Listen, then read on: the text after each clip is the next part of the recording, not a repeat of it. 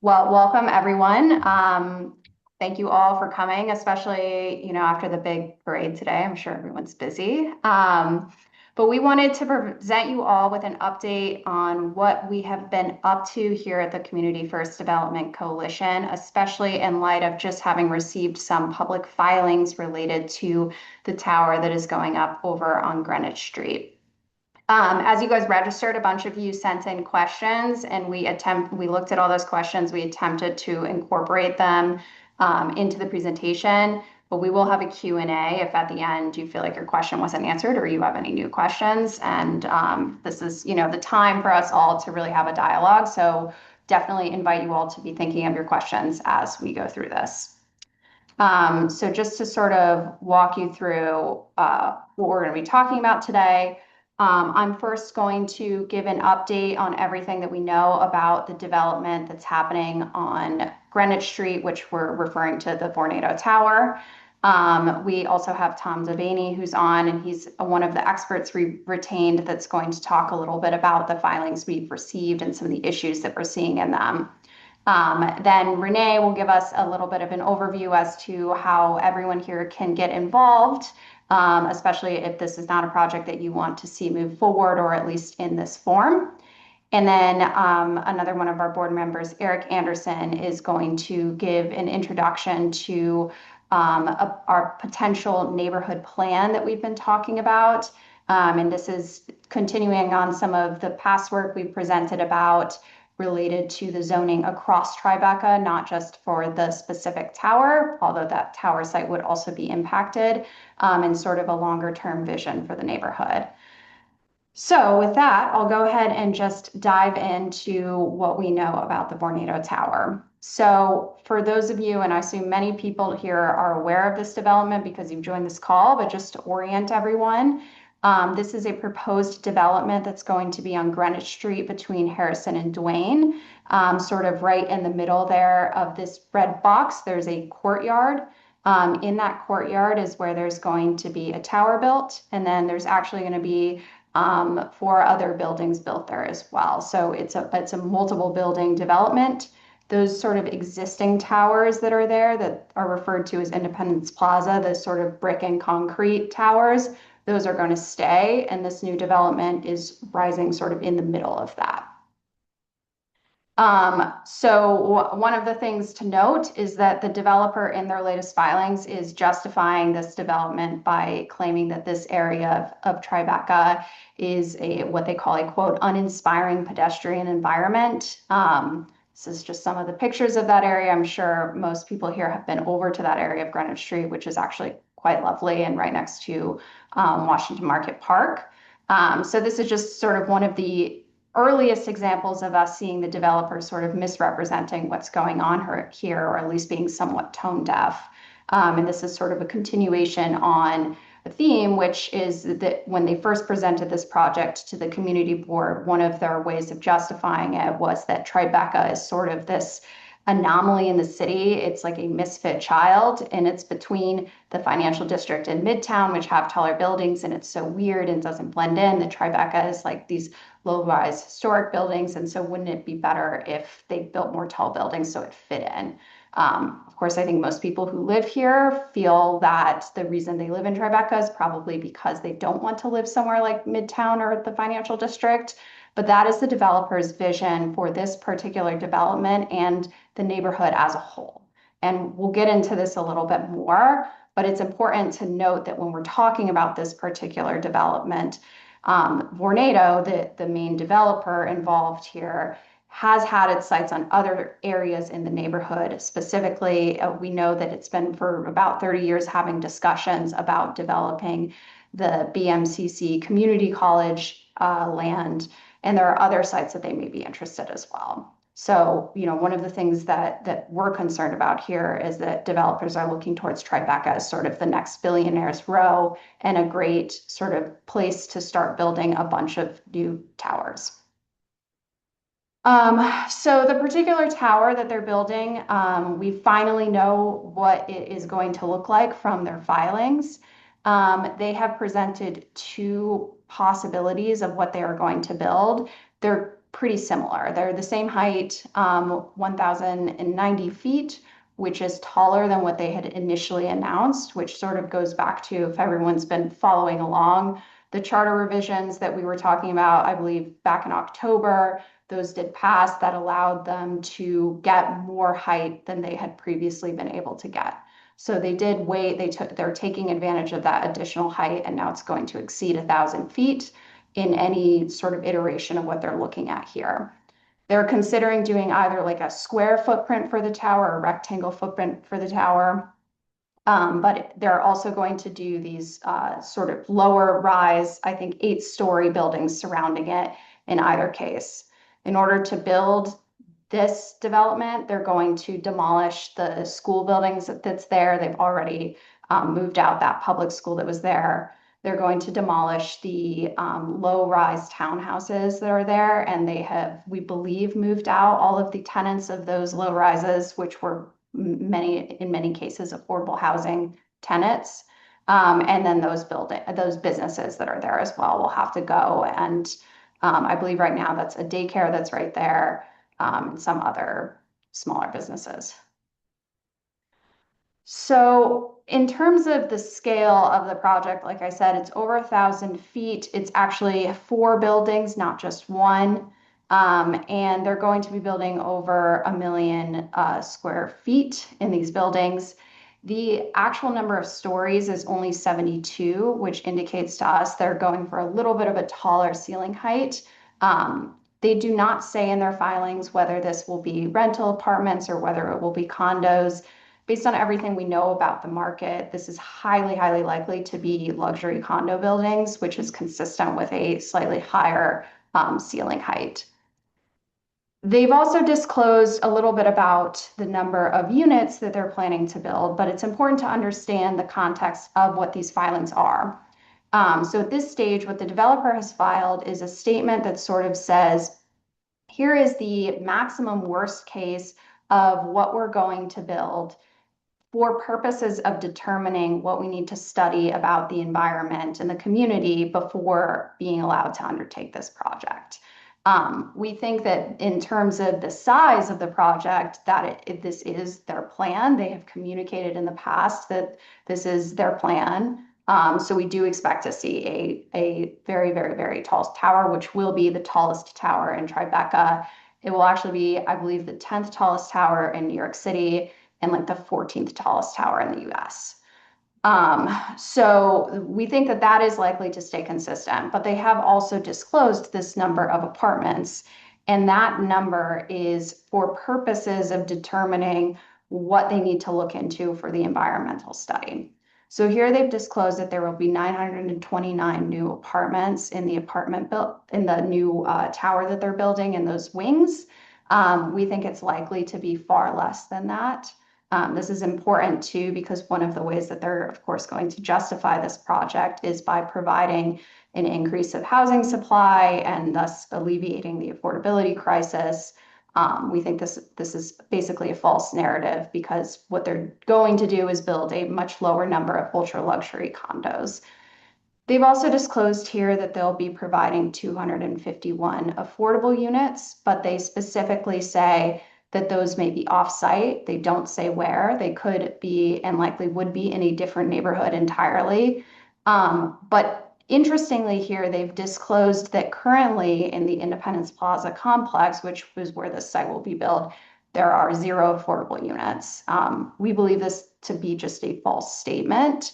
In order to build the project, they have to, like I said, demolish those lower rise townhouses. And those were affordable units that they bought out. So they've essentially removed those by making large payouts to those tenants so that they can claim that they're not destroying any affordable housing. And they've also neglected to count the existing affordable housing that they're obligated by contract to provide to many Independence Plaza tenants. So when they say the number is 0, that's just a gross misrepresentation of what's happened here. It's important to understand that this is historically was an affordable housing complex in its entirety. And because of choices that the developer has made, it has over time become less and less affordable. But if we end up in the end here with 251 units, that will be much, much, much less than what we started with, and those won't even be on site. So the neighborhood will, on the whole, be losing a lot of affordable housing.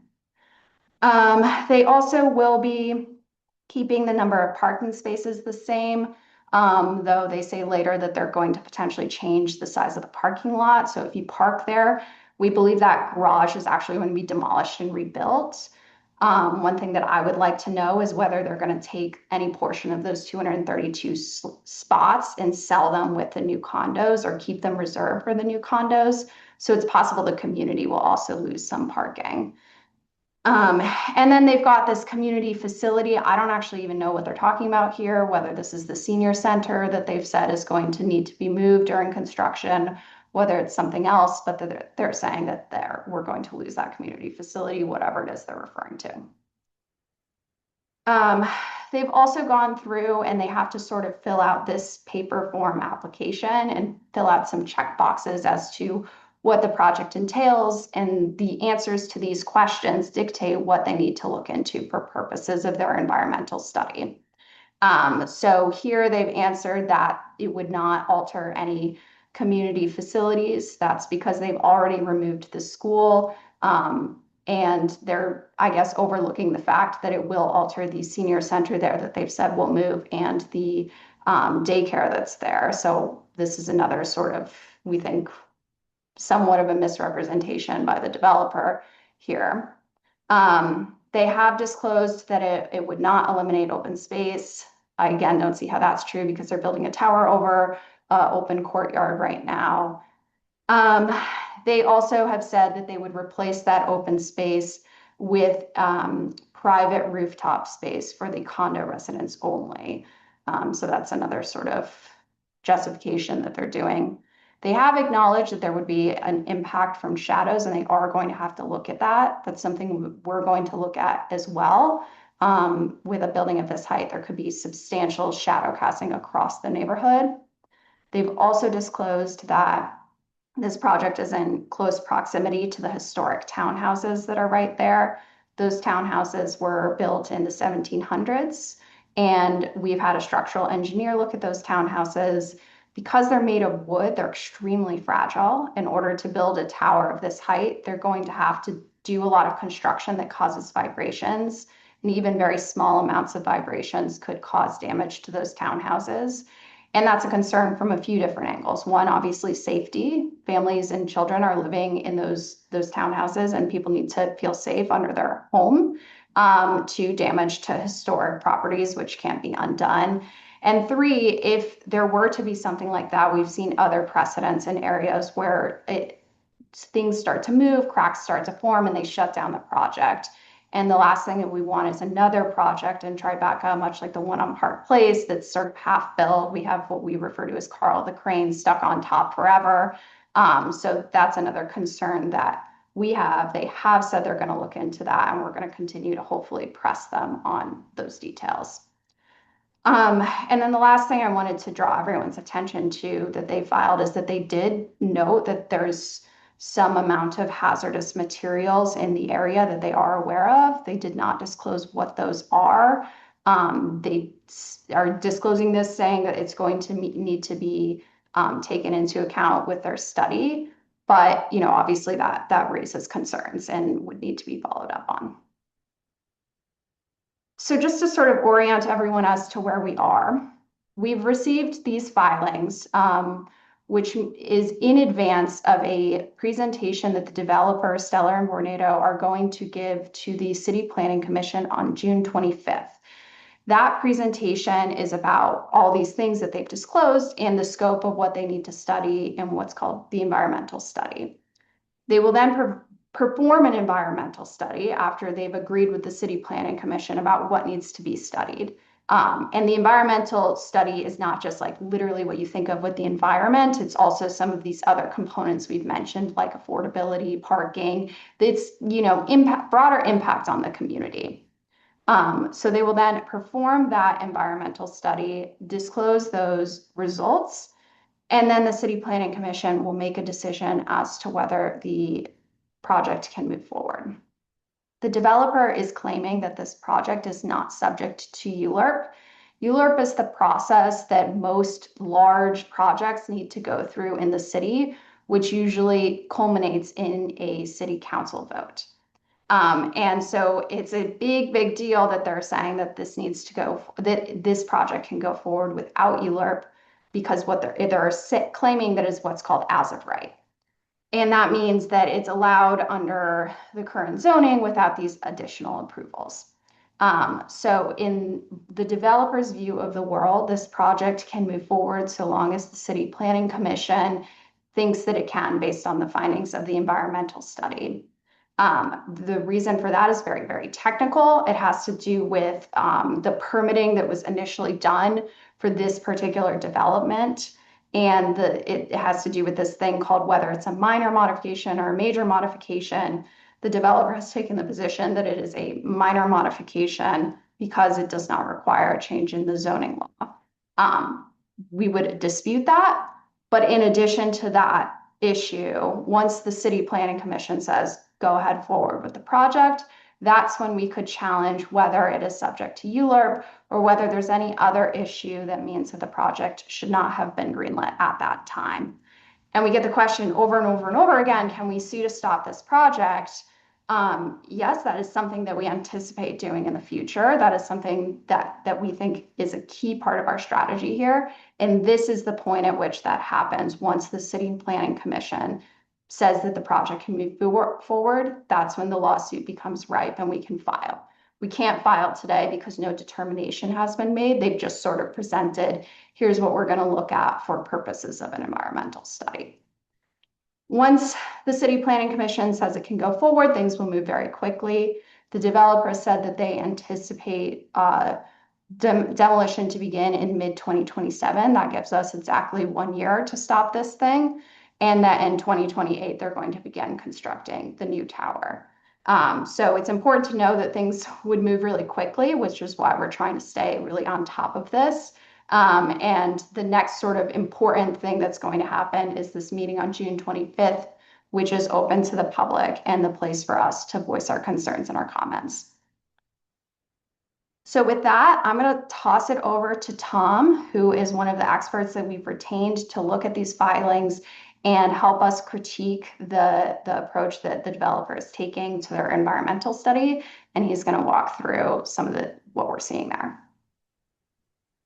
Thanks, Stephanie. You covered a lot of ground there, so I appreciate that. Thanks for giving me the opportunity to speak to the group. I'm Associate of George Janes, who's been retained by the coalition, and I just want to go through as quickly as I possibly can just the next steps. And then I want to talk about some of the environmental areas that Stephanie brought up that I think are and raise some issues I think are really important as we approach the draft scope of work hearing that's coming up on the 25th. So next slide. So the city's already so they've already released a draft scope of work and an environmental assessment statement that Stephanie pulled up. And so the draft scope of work is basically what is going to be evaluated in the environmental impact statement. And the environmental assessment statement is basically the outline. It's the checklist of all the areas that they say that there's an impact, there's no impact, and it's sort of the framework for what's to happen in the EIS, which is a big document that discloses the impacts of the project and offers alternatives, mitigation if necessary. So the draft scope of work the public comments are important because you're setting the stage for the issues that the group feels are really important that needs to be addressed in the EIS. Now, there are things that the city that in their response to these questions, because each question that's submitted has to be responded to. And so I think it's important for the questions to be raised in a way that makes it difficult for them to disregard as saying out of scope or because that's what happens a lot. If the city decides that these are out of scope, they will sort of dismiss them categorically. So so once the comments are through, the comment period is July 6th, then they will work on the final scope of work. And the final scope of work is basically, this is what we're going to evaluate in the environmental impact statement. And so when the city releases the draft environmental impact statement, that is at the time when they release the final scope of work. They release them at the same time. So within that draft environmental impact statement will be the public comments and the official responses. So you can see your comments in there and how the city responds to them. And then after the draft, the DEIS is out, then there will be a public hearing and you'll have another opportunity to comment during that period. So within 15 calendar days or no more than 60 calendar days after the city releases the DEIS, the draft environmental impact statement, they have to hold another hearing. So you have another chance for public comments. Next slide. So just a couple of things. I had a larger presentation, but with respect to time, so I just wanted to focus on some environmental review areas, and then I want to talk about some of the things that I think are important for us to talk about for the draft scope of work comments. So again, they're going to be, the EIS is going to evaluate land use and zoning and public policy.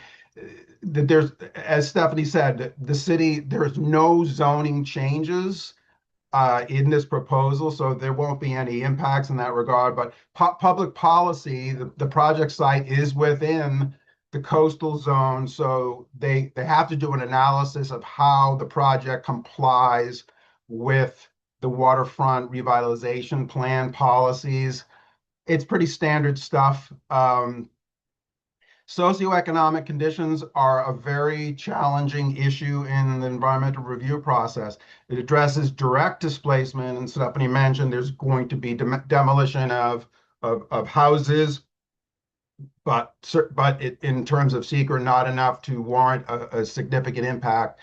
But the real issue is indirect displacement, which is a very difficult thing because there's no metrics really to determining will the new population, because you're bringing in this development is going to bring in 1,877 residents. That's what they're disclosing.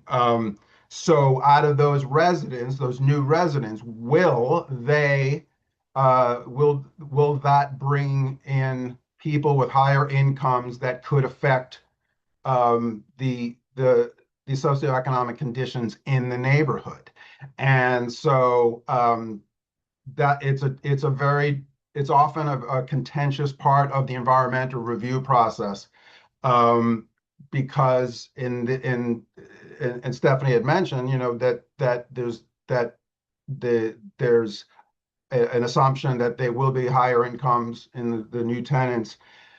And I will get to this later, but there's a proposal for, so the developer's planning to provide affordable housing, but it's not going to be on site. It's going to be an as yet undisclosed location. And I'll get to that. So if you think about that, the affordable units will not be on this site. So that means that you're going to have a lot of market rent residents on the site and not a lot of lower income residents. Next slide. These are just a couple of other, so neighborhood character is like, will the project be consistent with the urban design and the visual resources? It's often, a lot of community groups like you guys will often focus on, oh, this project is changing neighborhood character, and it may be, but it's a very, very difficult category to challenge on because it's little subjective, and there are no like metrics to be able to determine, oh, we know, I mean, you could make the argument there are tall buildings in the area. So they'll probably say that it's consistent with the neighborhood character. But and I will get to this later, that the construction impacts are going to be a big factor in this. So any construction period that's longer than 2 years is considered an impact that requires further analysis. And because of there's 9 independent landmarks on this on within 400 feet of this project site, it's going to be a significant impact and a significant area for special attention. And I will get to that. Next slide. Next slide. So these are some of the focus areas. Again, these are the historic resources, and as Stephanie mentioned, these are individual landmarks, and an individual landmark is the highest protection that a structure or property can have in the city. And there's also the Tribeca West Historic District, which is just adjacent east of the project site. It's a city designated historic district, and it's state and national register eligible. So it also carries with it special provisions for protections. Next slide. So again, historic resources and construction go hand in hand in this project. And so one of the things in the final scope of work that we want to see is that the DES needs to include a detailed demolition and construction protection plan. And some of you may remember this, but in 2021, a very, very similar case, the Gainsport Market row houses on 14th and 9th, built right around the same time. These are from 1840s. They had to be partially demolished because of nearby construction and vibration. DOB stated that the buildings may have been compromised to begin with, but the nearby construction was the thing that caused the damage. And they had to be partially demolished. We do not want that to happen with these landmarks in this project site. So, one of the things that I want to stress is that the DOB has a technical policy and procedure notice. It's basically guidelines for how to protect historic properties during demolition and construction. And that's what they're sort of go-to guidelines. But I really stress that there needs to be more protections. You got to deal with vibrations. And I want to thank Eric for bringing up the issue of the water table during excavation. That's going to be a huge issue. Loss of ground, construction, traffic, equipment, particulate. But the most important thing is excavation is where these impacts happen. And it's going to happen right next to these townhouses. So also, and I also want to thank Eric. So there's the cumulative impacts of dewatering during sorry for the typo here, excavation of the Northwest Battery Park City Resiliency Project, which is right in this area, will overlap with the Independence Plaza construction. And so I know that project has already pulled a state pollution discharge and eliminations speedies permit. So a speedies permit is you need a permit to use groundwater that's going to be put into the Hudson River. So this project will probably need that as well. But it's really important that that the EIS evaluate cumulatively these impacts during excavation, because they may happen at the same time. And also the DES must demonstrate how the project conforms with the building code guidelines for protecting historic structures. Next slide. Again, these are other things that it needs to include: the borings, the soil reports. These are all standard stuff, but I think that this needs to be disclosed in the DEIS so the public and the decision makers can see it, not after the fact. Next slide.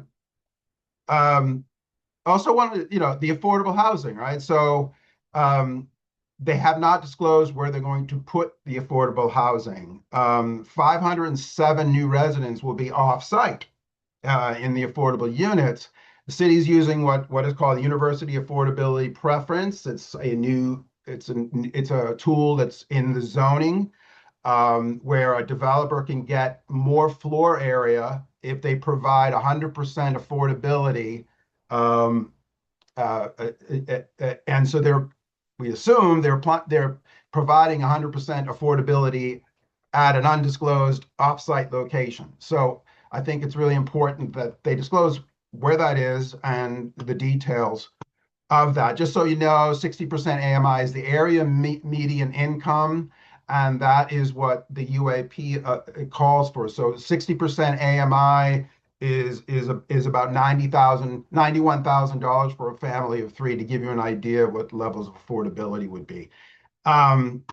And I don't want to get too into the weeds here, but I do know that the affordable housing must occur in a former inclusionary housing designated area. So the UAP replaced this inclusionary housing areas, and so it has to be either within this community district or community district 2 within a half mile. And next slide shows so if you look at this area just north of the site, that's the closest area where I assume that this affordable housing would be located if they're following the procedures.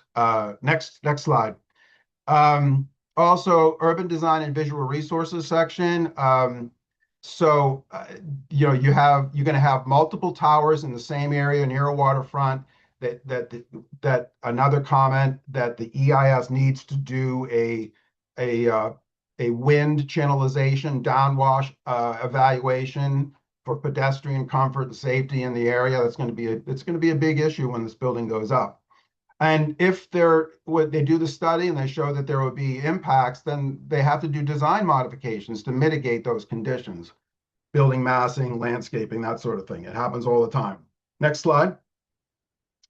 These are some other issues. We talked about indirect residential displacement, where those offsite, where the low-income housing will be. Shadow studies. So shadows they look at shadows on open space or parks, open space in the area. Because this building is so tall, there's literally almost a 5,000-foot radius of where the shadow could reach at its highest peak. So the EIS they'll do a shadow study area, and they'll inventory all of the sun-sensitive resources. So the historic district, the row houses, parks, open space.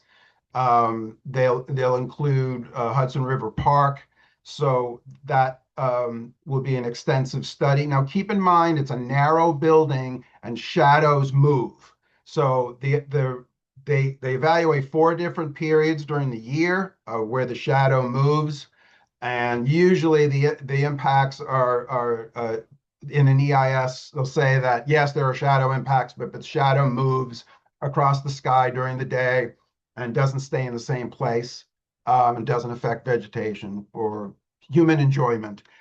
So that's something to pay attention. The other thing is, and this is something that you guys should think about, is that SEQR allows alternatives to be evaluated. And the whole idea of an alternative is there a development that can meet the goals, the development goals, but also reduce some impact? So as it stands right now, they're only going to do they have to do an alternative is if the project doesn't get built, but they may try to do other lower density. So that's something to think about. And I think that the SEQR process fails in presenting real alternatives to a proposal. Usually it's an afterthought, so it's something to think about. Also, I thought it was kind of weird, and I don't know if those of you who have been looking at the documents, some of the documents that they've provided has Stellar Management, and some have JP Mortgage Borrower LLC. I've never seen a mortgage company as the applicant, but there might need some clarity. Does anyone have any ideas on why? I think that's the entity that they formed. That's the joint venture between Stellar and Vornado. Okay. It's just weird because they have different names and different documents, and it's just a little confusing. Yeah, they have Stellar sort of being the face of things a little bit, but then this is their entity because it has to do with when Vornado got invested in the first instance. Okay, Yeah. okay. I think that's the last slide, if I'm not mistaken. Yep. Okay, thank you. Well, thanks, Tom. And now we're gonna talk to, I see we've got some hands raised, but we are gonna get to questions at the end. So everyone just jot down your question or drop it in the chat and we're gonna get to everyone's questions, I promise. But first we're gonna talk through, Renee's gonna run us through what you all can actually do with all of this information. Yeah. Thanks, Stephanie, and thanks, Tom. So first, I just want to encourage all of you to just take a deep breath.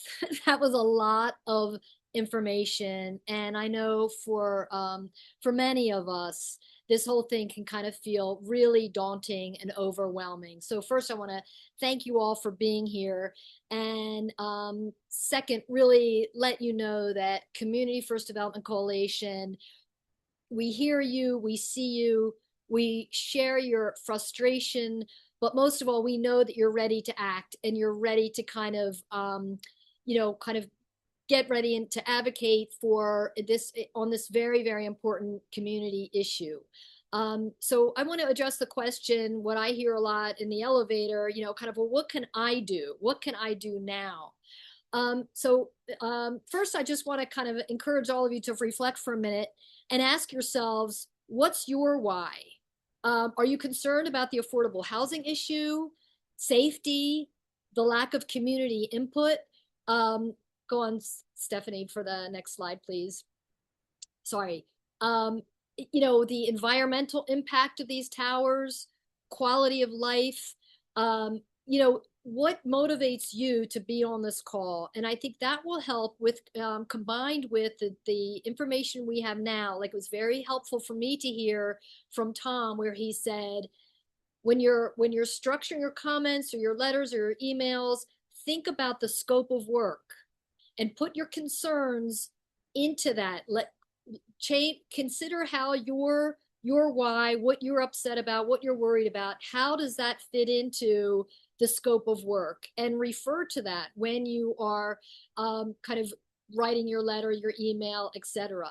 My personal why is the utter outrage I felt when I sat in the senior center at IPN probably over 2 years ago, listening to Vornado and Stellar reps telling this group of people, myself, how excited and wonderful, how excited we felt and how wonderful this project was. And I just thought, no, no, no. You don't know how I feel. That's not what I think. How dare you tell me how great this is? Period. But the fact is, it's not enough to sit in your apartments and to think, wow, this stinks. You have to speak up. And I'm going to ask you to do a couple of things, but most importantly, Stephanie, can you go to the next slide?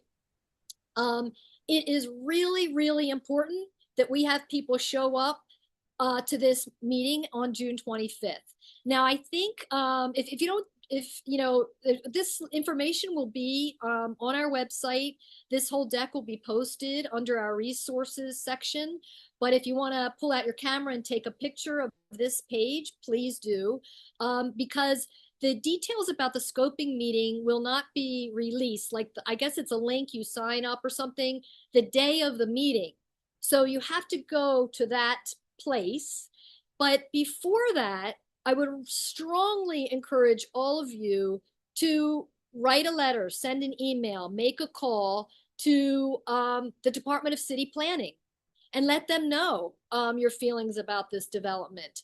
If you don't speak up, Vornado and Stellar, they get to own the narrative. You can bet that their voice is being heard. You need to make sure that your voice is being heard. So it is just imperative that we have a lot of people at that meeting. They know us. CFDC members, we're on a website. They know our faces. I live in IPN. You can bet they know that I'm on this. They know our views. It can't be just about, oh, well, that's just these 9 people. It's got to be the community. We've really got to speak up.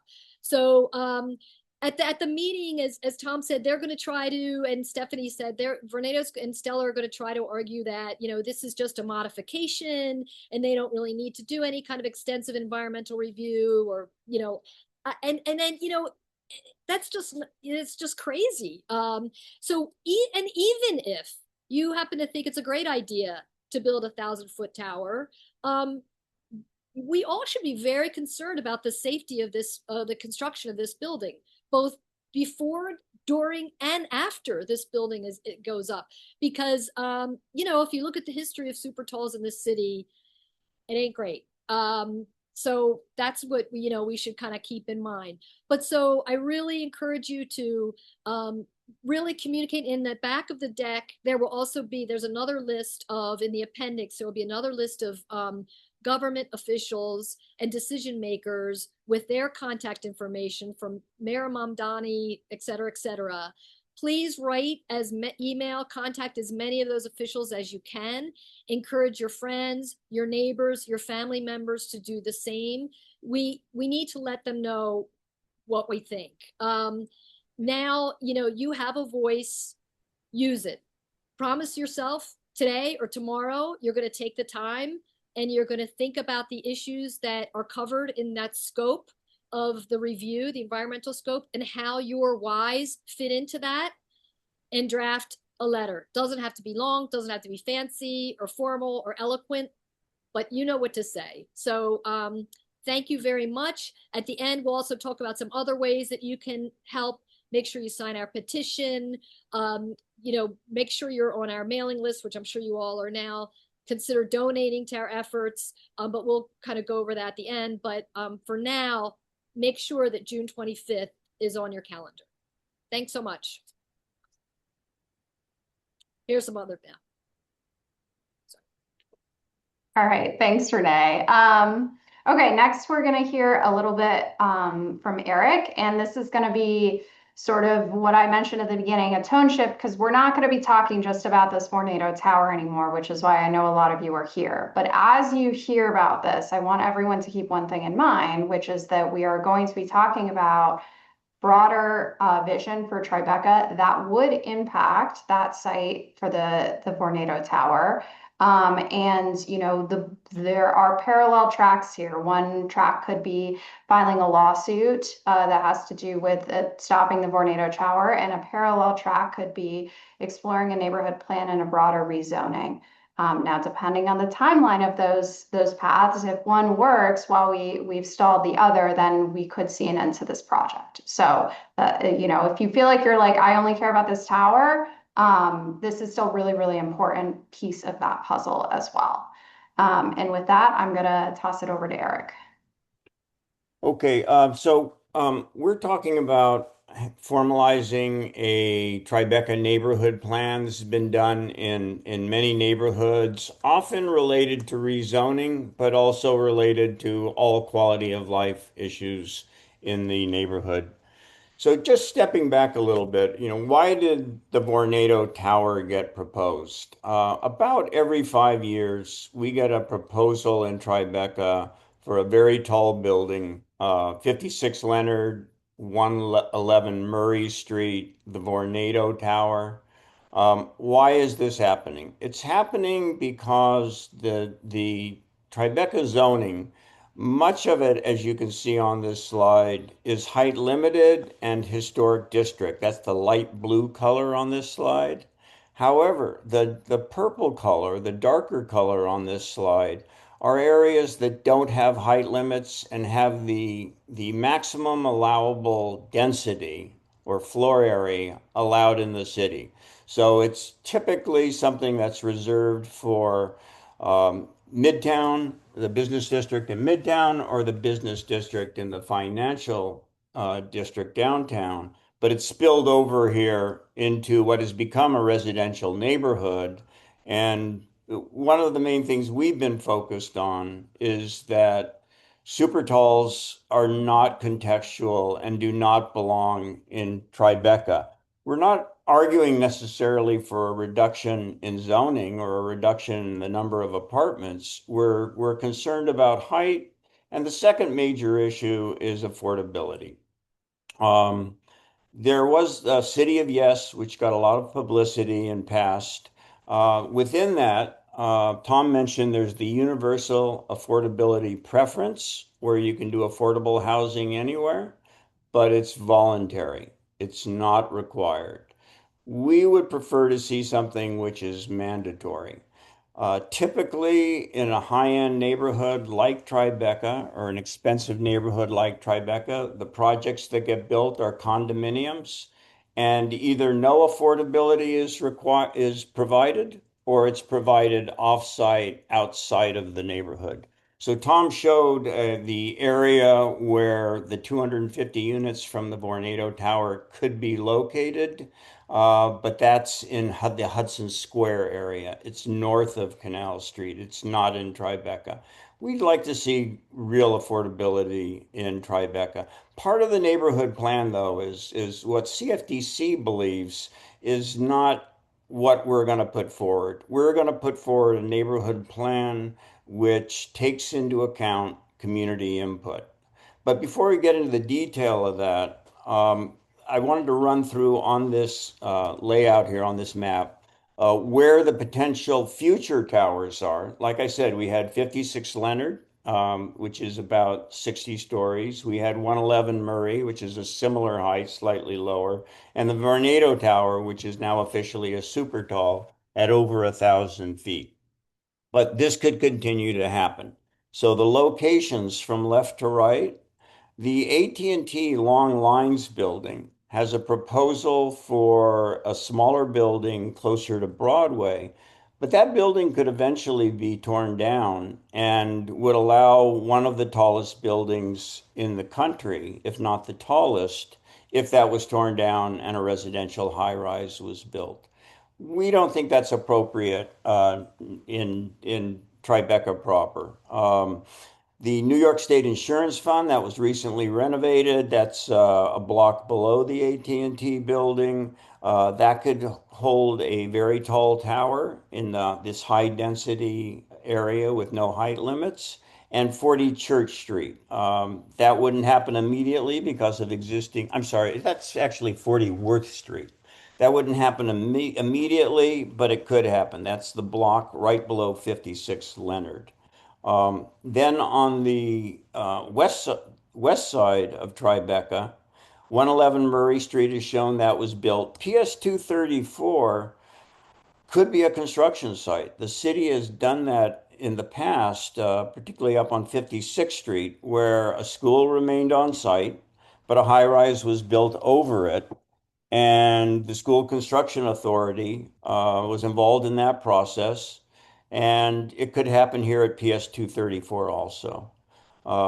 You can see the Vornado site in green below that, but the big site in the neighborhood is BMCC, the Borough of Manhattan Community College. Um, Earlier, Vornado's partner Related had tried negotiating with the city at the Penn Station, Moynihan Station project to get BMCC to move into the Moynihan Station site.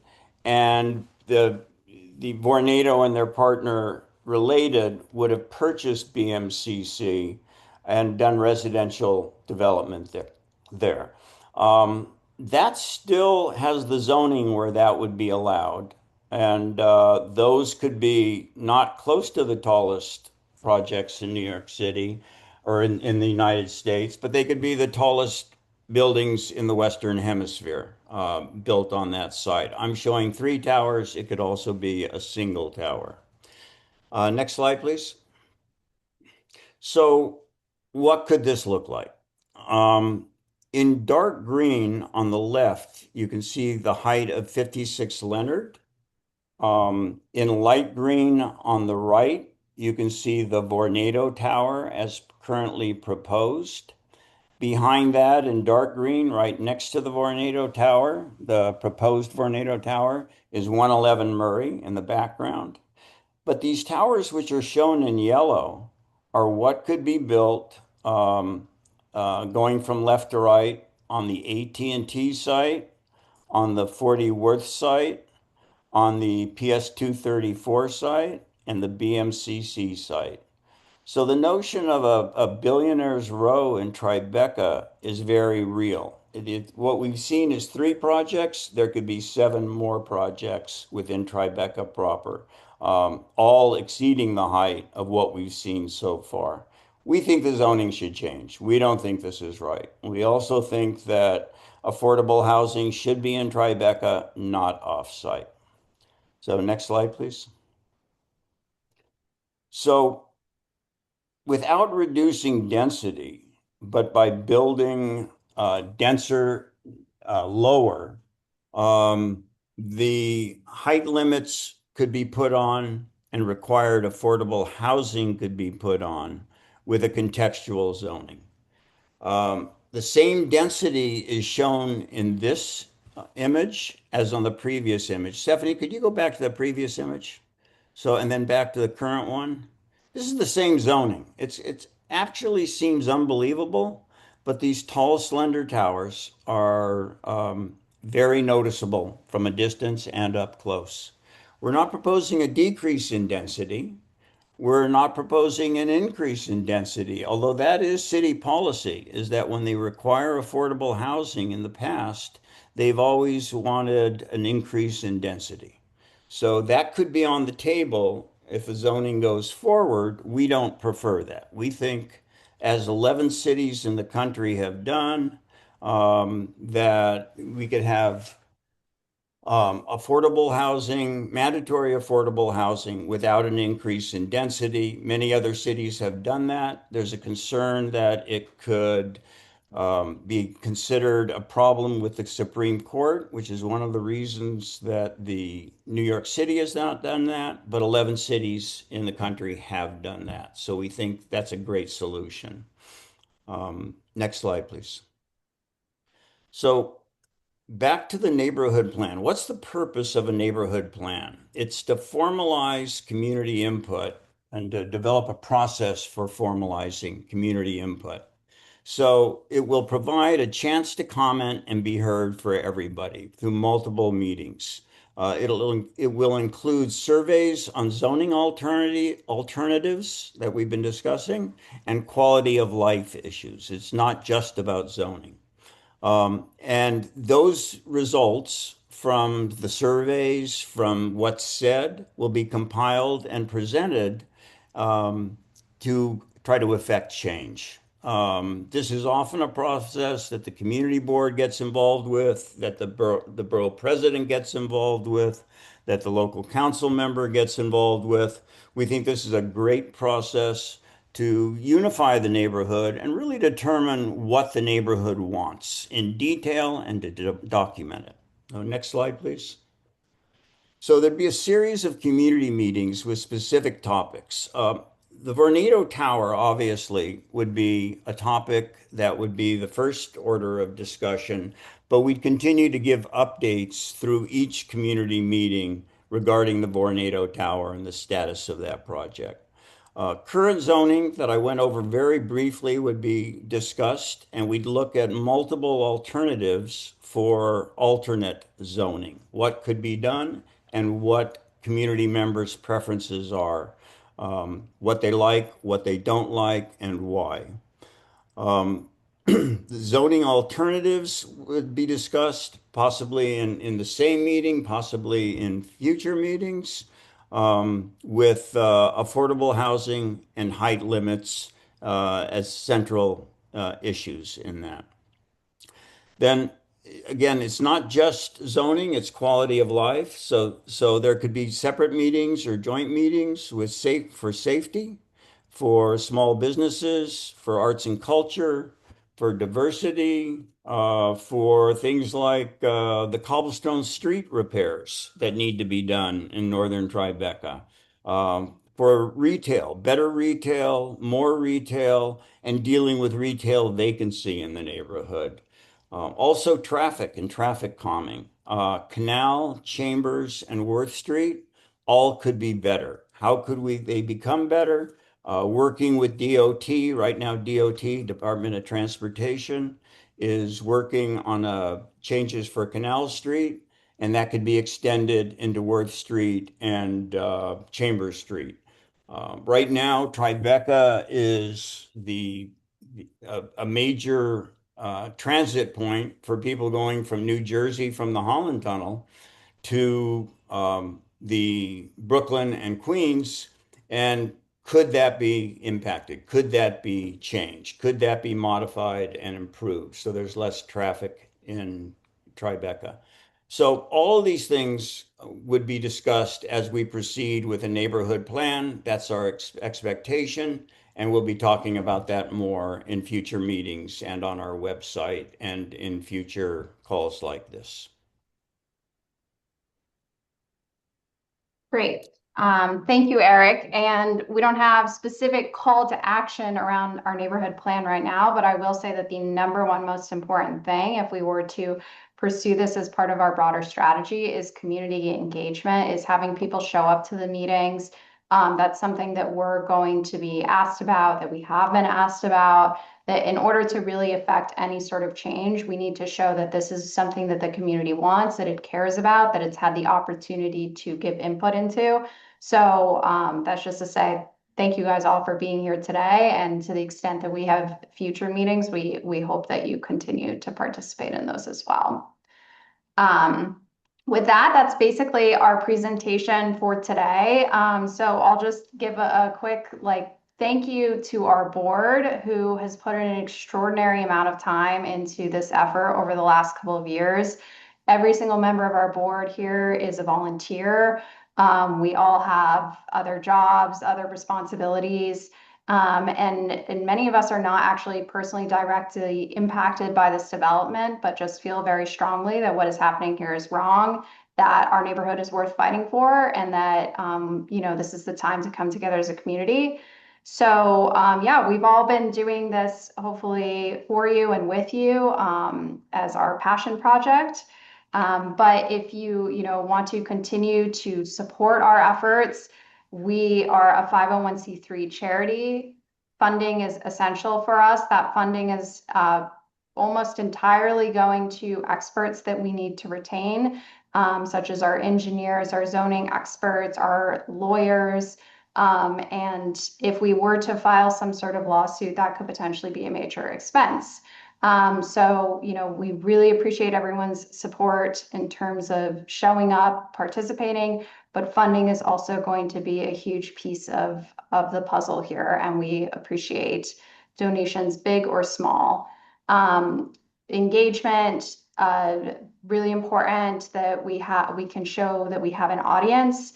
Before I started doing this, I used to think the petitions had no point, until I have every discussion I have with elected officials is how many signatures do you have on your petition? So please sign the petition, please share it. We have discovered that's highly, highly important to what we're doing here. And definitely sign up for our email if you're not already, because we will continue to share updates and various things that we would like for the community to do to get involved.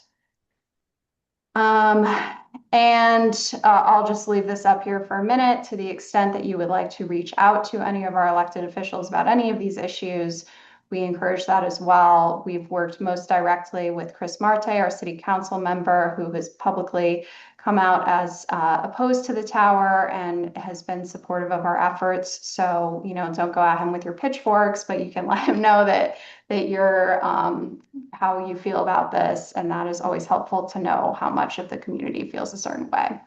But here's some contact information, and with that, I think that we are ready for questions, and so I'm going to toss it over to Emily to get that process started.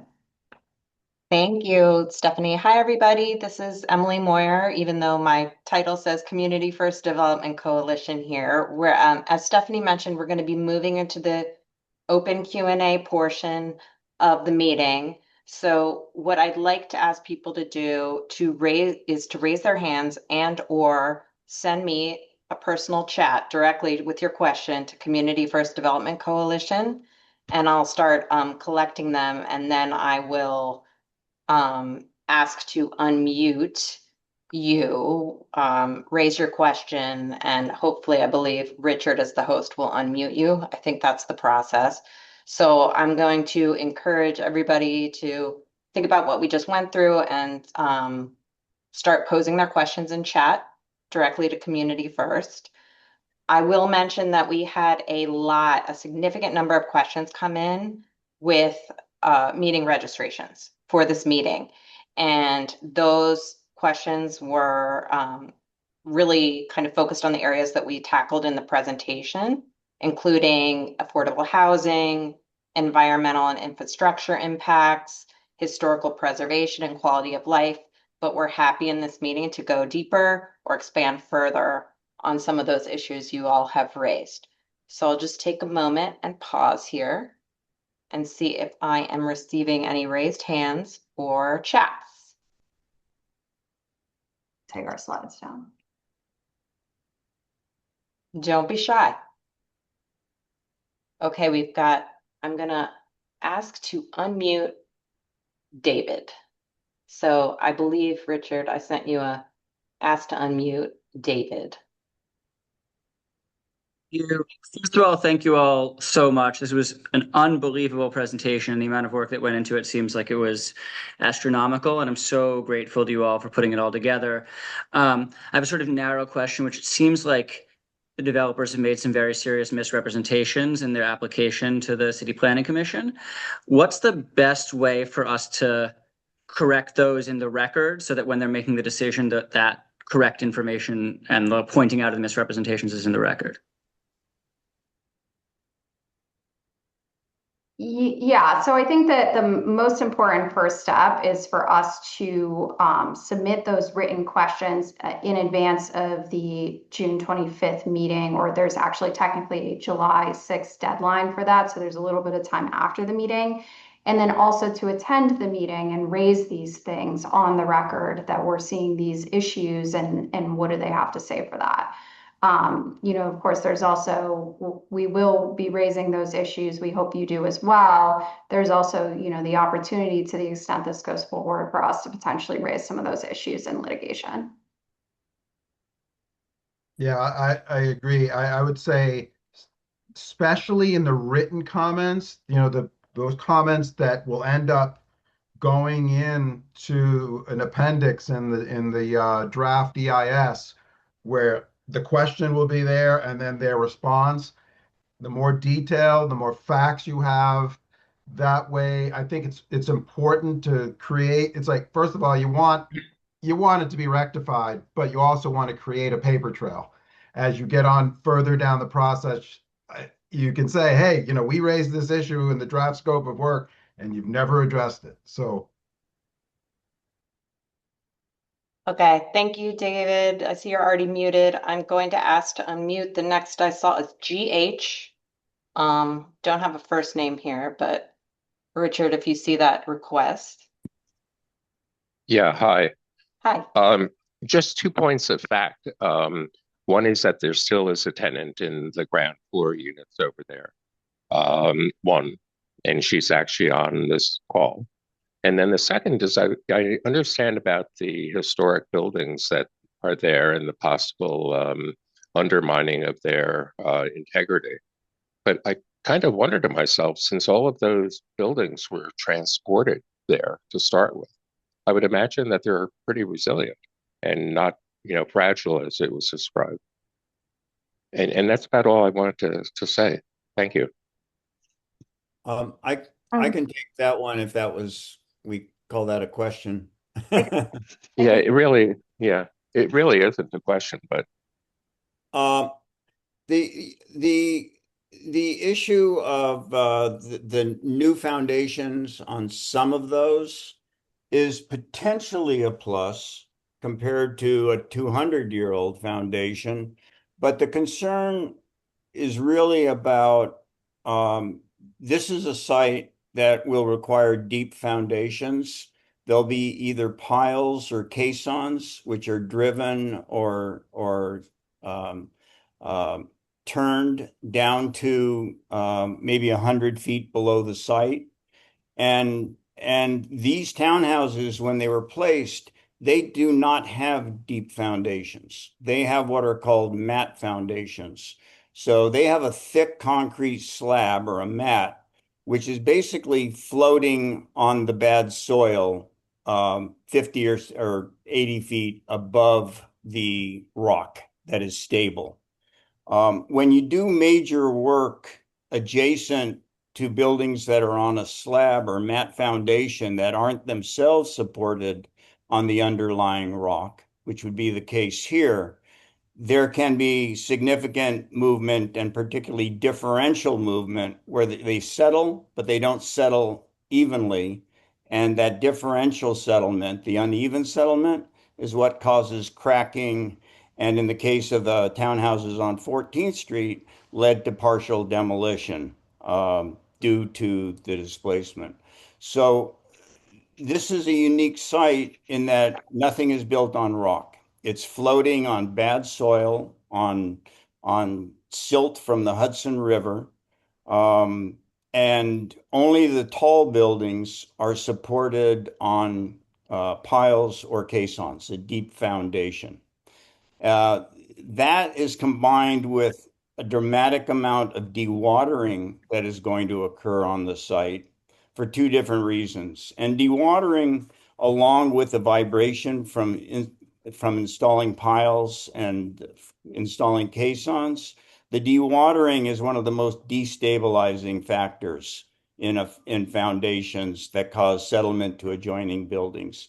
Not only does Vornado plan on dewatering to build this site, at the exact same time between 2027 and 2030 or 2031, the North Battery Park City Resiliency Project will be dewatering in this area in order to do sheet piling or basically a barrier below grade. They'll need to dewater the entire Independence Plaza site. That's in their plan. They'll be removing up to 14 million gallons of water per day, a massive amount of drawing down the water in this area. What happens when you take water out? Things settle. So that's really what the concern is, that these new foundations that you mentioned on some of the townhouses could basically settle because they're not on deep foundations. They're on mat foundations that will be subject to significant vibration and a really dramatic amount of dewatering in two different dewatering programs, one by the resiliency program and one by the developer themselves. Is it possible? Can I say something to the caller? The only three out of the 9 townhouses were moved, and those are all the townhouses that are closest to Greenwich Street and actually farthest from the location of the tower. But all of the other townhouses, including 41, which is the closest to the tower, it's within 90 feet of the tower, have their original foundations, and they're still wood frame houses on the foundation at my old house at Harrison Street was just like stones placed together. And we did work with a structural engineer with the old plan Vornado had released to talk about the risks, and there are significant risks to the townhouses.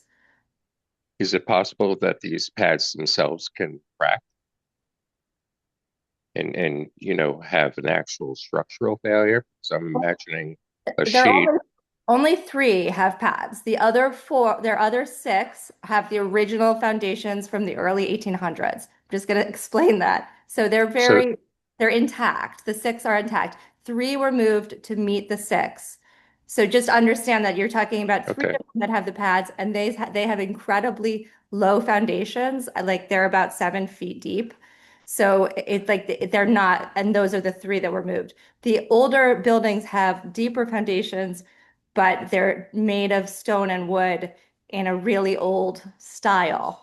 And these were the best examples of Federalist housing in this in like Tribeca area, and that's why they were preserved. And so it's like, it was very important to landmarks at the time. So they're fragile, and it's sort of incredible how well they've been preserved, especially the 6 that were originally there. So just so you know, they are really historically significant. So you're saying that the 6 were not moved; they were always there. Yes. Because I look back in my memory, at least, and on photographs of the time that Independence Plaza was being Yeah. built, and I don't really see those. 3 were moved to the site. I promise you, because we've Yeah. had a landmarks expert look at it. I lived in one of those houses for 10 years.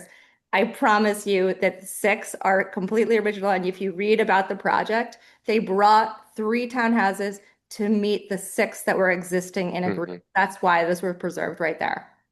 Okay. Yeah, I'm just remembering the aerial photographs, and I don't remember actually them there, but that's just my memory, of course. You asked if they could crack. The slabs aren't likely to crack, but they can tilt. And if a townhouse that has one of these slabs or mats, that could cause differential settlement related to the townhouse next to it, which does not have one of these, that they could settle differently. And that's where the problem comes. If everything moves down together stably, that is not good, but it doesn't cause the damage that uneven differential settlement will cause. So the fact that some of them are old and some are new creates an additional concern.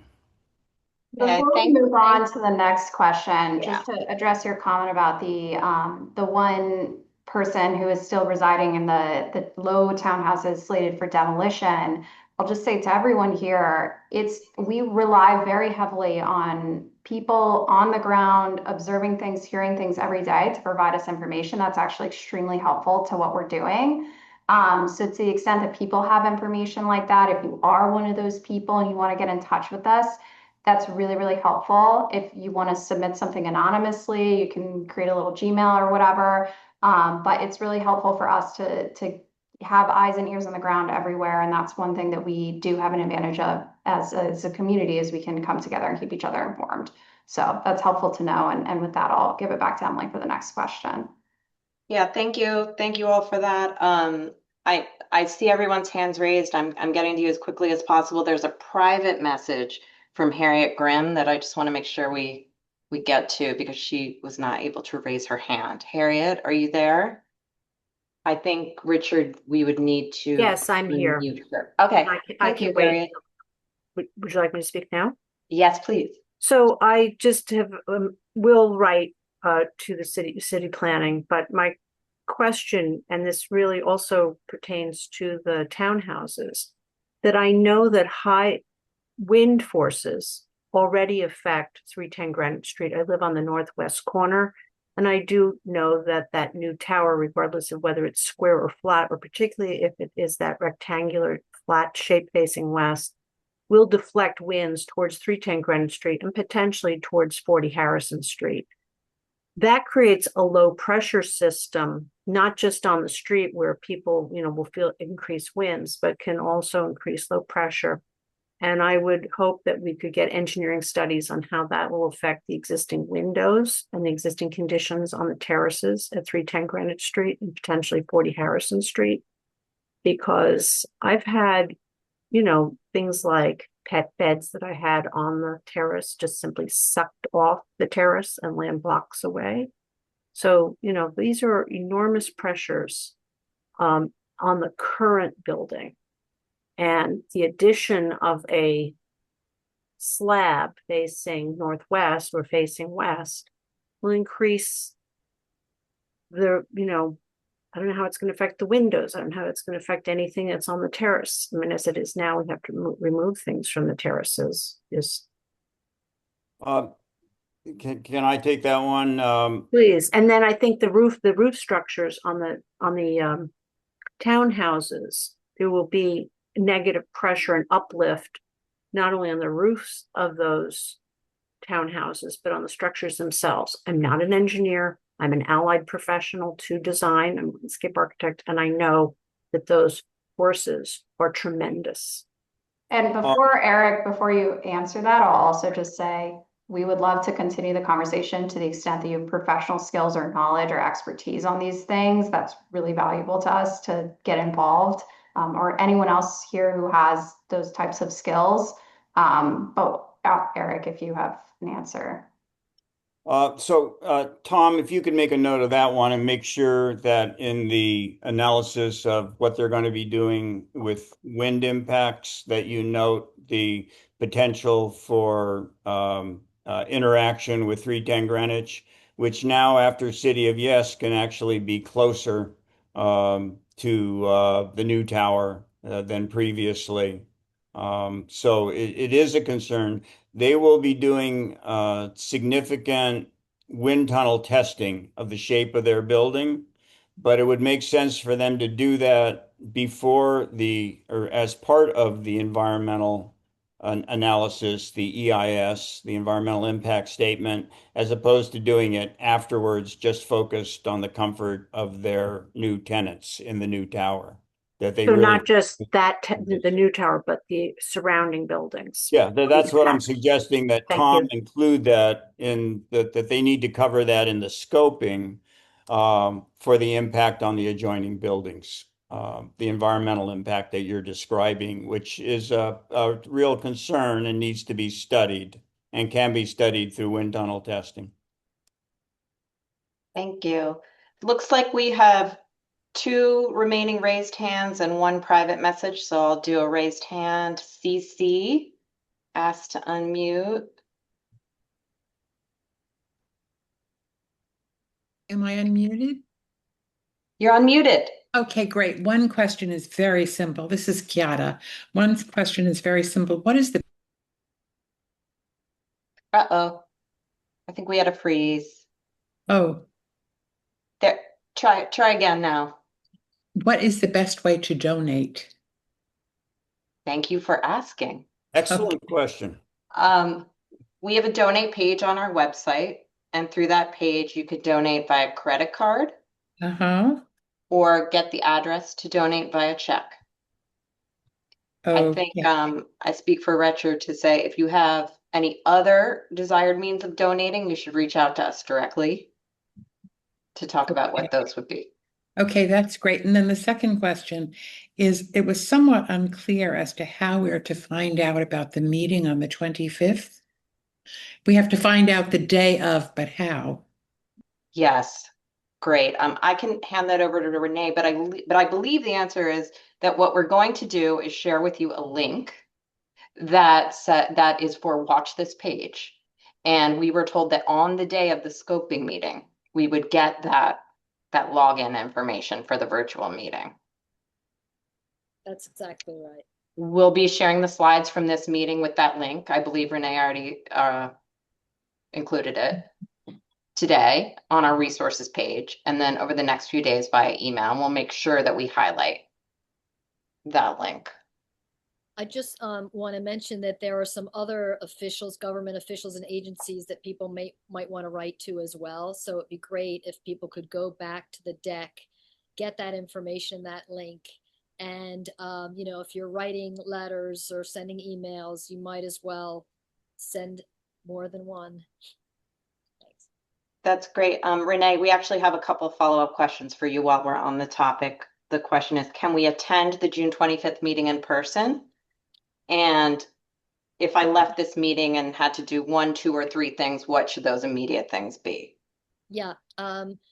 First of all, I don't know that we will be able to attend that meeting live. I'm kind of learning all about this with you. I did ask Tom, who has more experience with this kind of stuff than I, and he said that post-COVID, a lot of these meetings are fully remote.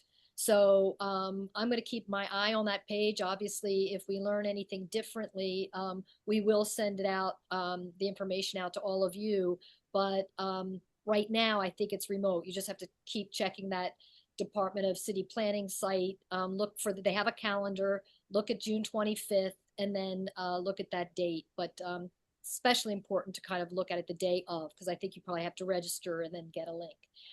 In terms of the kind of most important things to do right now, I'd say put it on your calendar to remind yourself June 24th and then June 25th again, because the meeting's at 2 o'clock in the afternoon. It's going to be easy to for some of you to forget about. You just got to make sure you go to that meeting.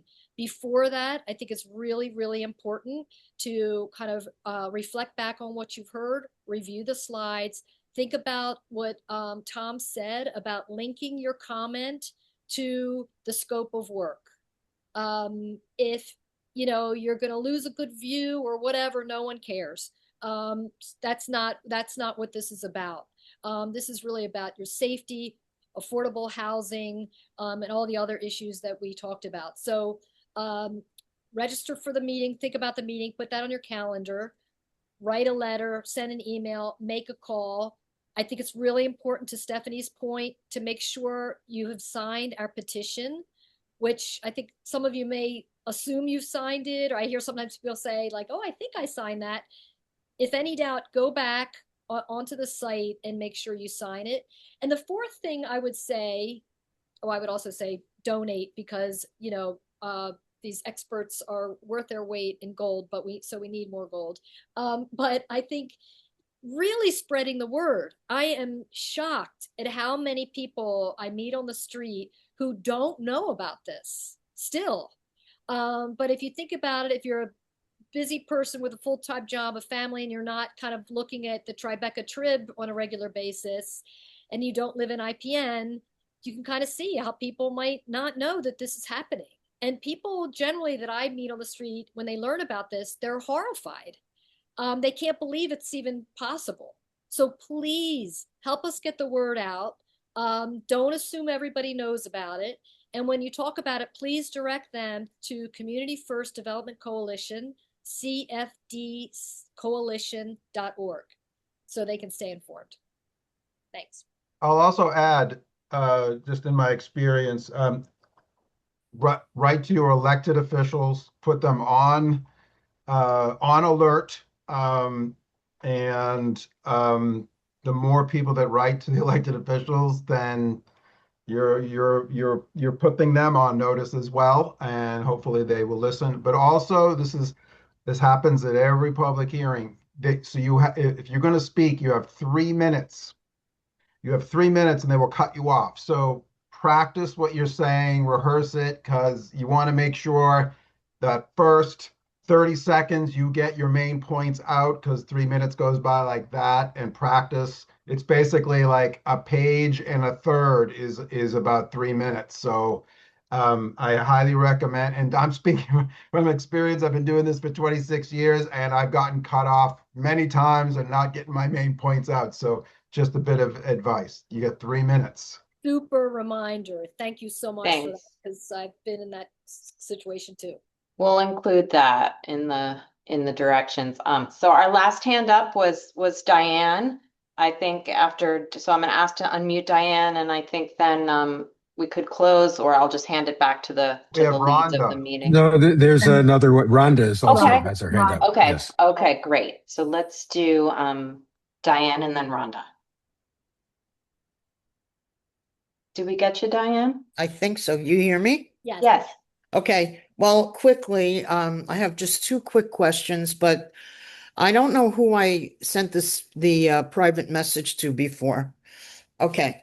So I found, for the people who live at IPN, I found this. I don't know if it's backwards for you. It's the book we all received when we moved in here in the 70s, explaining to us what Independence Plaza North is and what South will be. It also talks about the townhouses, the historic houses, and why they're so precious. There's a lot of stuff in this information. I've been looking for a long time for this, and it was buried in my house. So I want to make a copy for everyone on the CFDC board, because I think this is really important stuff. My question is, we had a meeting with, partially because of this, we had a meeting with management, with Stella Management, the tenant association, had it this week, I believe. Wasn't it this week or the end of last week? Last week.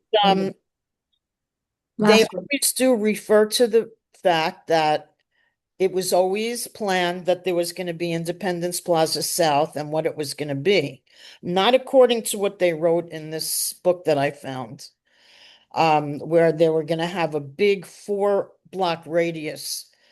I was wondering what did they say they have done to prove that they have the right to, that was my first question. Because no one has, from our meetings, no one has said anything about that. Why do they think they have the right to do what they want there from way back when? When they said we were Independence Plaza North and then there was going to be a South. Is there any evidence? I just Well, want everybody to hear that while they're writing whatever they want to write. Isn't it true that the 40-year plan that was part of the urban renewal plan from the 70s expired? See, I Yeah, don't- so it sounds like you're talking about different things. So Diane, I would love to get my hands on that book and Yeah. see what it says. I'm going to articulate what is their position, and their position is not our position, but their position is that it doesn't have to do with specifically, we proposed this specific tower in the past or whatever, this was always the plan. Their position is that we had permits that allowed us to build to a certain capacity. And we can now build something new within that. And because we don't need a zoning variance, meaning like Eric's portion of the presentation where he walked through and said you could build a super tall here under the zoning law. They're pointing to the zoning law and saying, we can do this under the zoning law. Therefore, it's the original thing. It's allowed under the original thing we did. That is a legal determination that is made. It's the distinction is whether it's definitionally a minor modification or a major modification. Now, there has been litigation in a similar lawsuit involving a development in Two Bridges where they challenged this and they said, well, that may be your definition of what a minor modification is, but that's just kind of made up and this isn't possibly minor. Building this large of a development is something that's major and should be considered a major modification of the plan.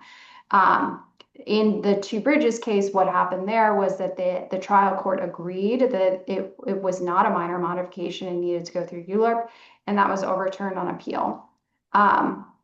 Here it would be similar arguments, but we would need to differentiate from Two Bridges, and we think that there are additional arguments here as well if we were to go down the path of litigation.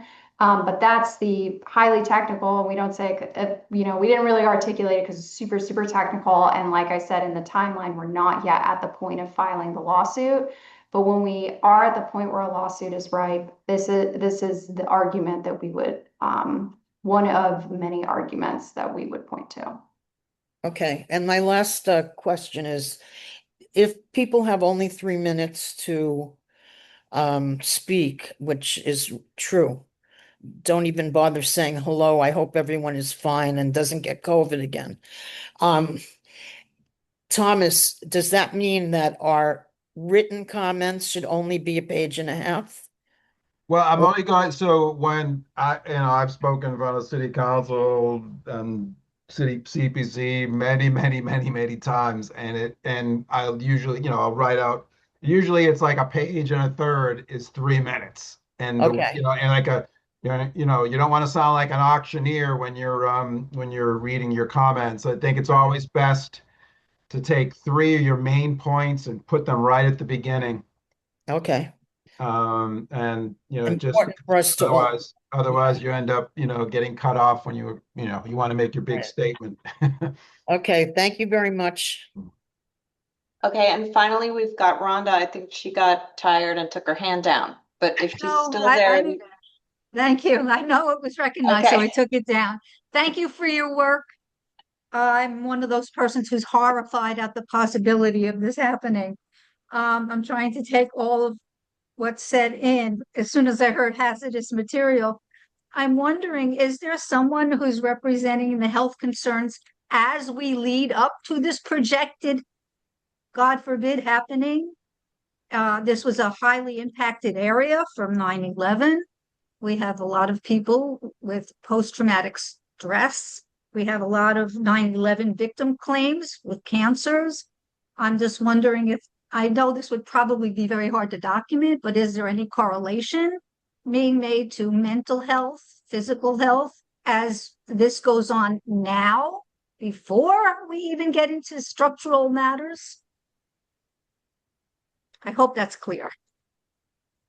So I think that's certainly something that people should point to in their comments here, and point to this being a special population in terms of those impacts.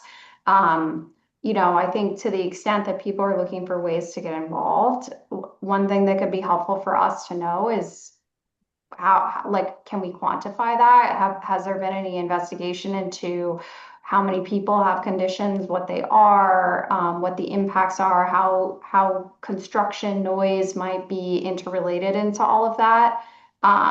You know, that's something that we just haven't delved into. If somebody has that information and wants to provide it to us, or wants to get involved in you know, tallying that information, that could be helpful for us as well. But it is a point that we have raised in talking about this project over the years, that this is something that we need to be mindful that there is a slightly special population here in terms of the impact. And so when we complain about noise and dust, you know, that there are really, really genuine concerns there. Can I give my phone number so that you and I could discuss, so we don't say the same things, because we have the same ideas? Do you mind speaking to me during the week? Who is this being addressed to? I'm You. me, Rhonda. Yeah. Okay, Can I give you my phone number? please do. Okay, it's Diane Lapson. Okay, wait. Yes, This meeting's Miss being Lapson, recorded, we and we're have- gonna- Yes. don't share your phone meeting. Okay. Recording, Oh, 'cause- right, we're recording. I'm gonna mute you two Okay. and you could chat each other. All right, I think we're done with the questions. Hello? I'm gonna hand it back over to the presenting team, and thanks everyone for sharing your questions today and prior. Yeah, so I'll just say thank you again, everyone, for attending. If you were feeling a little shy in this forum and had an idea or a question, or you know, you want to get involved more, please reach out to us. I mean, we didn't talk about this much today, but there are a lot of ways that you can volunteer your time to help us out. And we do, in addition to the board, have volunteers. Most recently, we had Summer Omar head up the Longest Table community picnic event. We just had this last Sunday. And those sorts of efforts are really important. And because the board spends so much time really engaging substantively with all of these really specialized things, we love for people to get involved, to do things like hand out flyers, get petition signatures, plan an event. So if that sounds like something you want to do, please reach out to us. And otherwise, we will be in touch as soon as we hear more. And thank you, everyone.